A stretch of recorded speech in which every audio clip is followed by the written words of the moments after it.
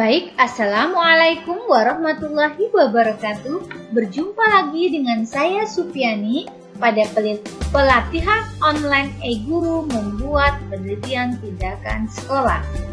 Pada pertemuan kita yang keempat ini, kita akan melakukan refleksi, menganalisis. Jadi kalau pertemuan kemarin kita membahas pada tahap perencanaan, ya. Kalau sekarang ini sudah kepada tahap pelaksanaan tindakan. Jadi pelaksanaan atau penerapan dari rencana tindakan yang kita lakukan pada pertemuan ketiga kemarin.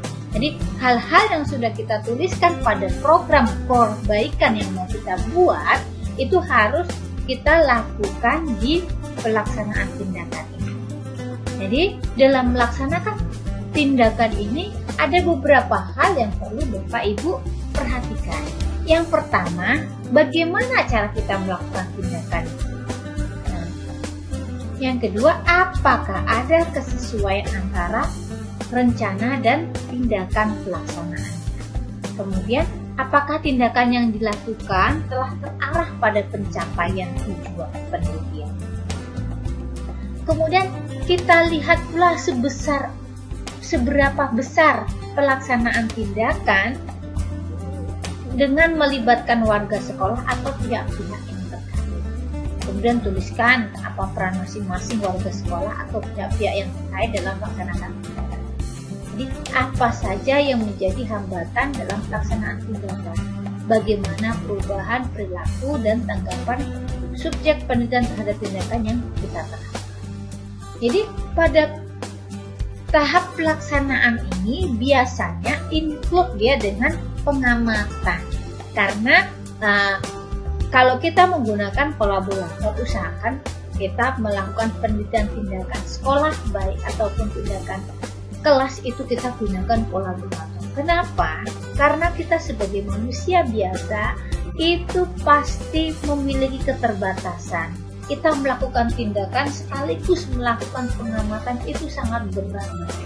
Jadi kita harus memiliki atau meminta tolong kepada rekan sejawat kita untuk menjadi kolaborator atau sebagai kawan kita untuk membantu mengamati sebagai observer. Ini karena apa? Karena pelaksanaan tindakan ini tidak bisa dipisahkan dari pengamatan. Jadi mereka akan berjalan berdampingan. Makanya di dalam pelaksanaan ini itu tadi ada 7 hal yang harus kita perhatikan. Di 7 hal ini meliputi pengamatan dan juga tindakan. Artinya dari tindakan yang sudah kita lakukan, jawaban-jawaban ini juga merupakan jawaban dari pengamatan. Jadi menjadi pengamatan lah dari hasil pengamatan kita lakukan. Seperti itu Bapak Ibu. Ya, kemudian jadi pengamatan dan evaluasi. Jadi pengamatan atau pencermatan terhadap hal-hal yang terjadi selama pelaksanaan. Jadi inilah tadi, pengamatan itu harus sejalan dengan pelaksanaan karena dilakukan selama proses itu berlangsung. Ini sejalan ya Bapak Ibu. Pengamatan ini kita lakukan bagaimana?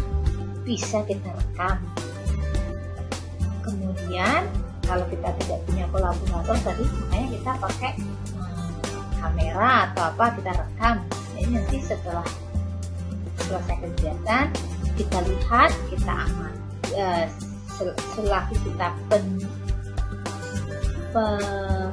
peneliti, kita juga bisa mengamatinya dari melihat rekaman tadi.